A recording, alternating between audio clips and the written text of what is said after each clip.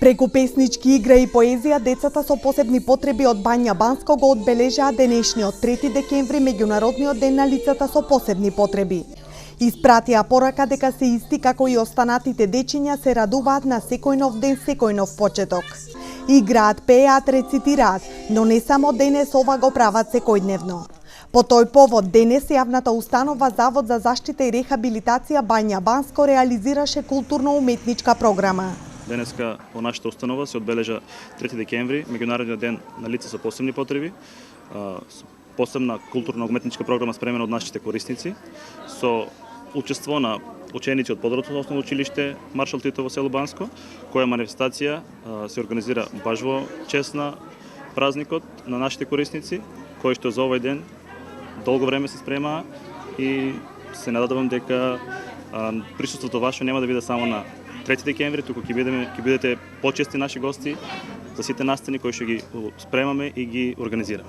Во посета на јавната установа Завод за заштита и рехабилитација Бања Банско денес беа и представници од Министерството за труд и социјална политика.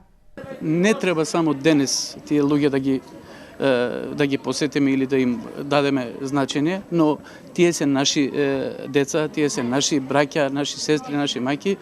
Така да треба да искористиме секој ден да биде таков ден за нив, секој ден да биде позначаен за нив, бидејќи и они ништо не се немат ништо посебно од нас, од обичниот граѓан, што значи и они се вредни луѓе и секој поединец, почнувајќи од институциите па до секој поединец, треба да ги охрабриме и самите тие луѓе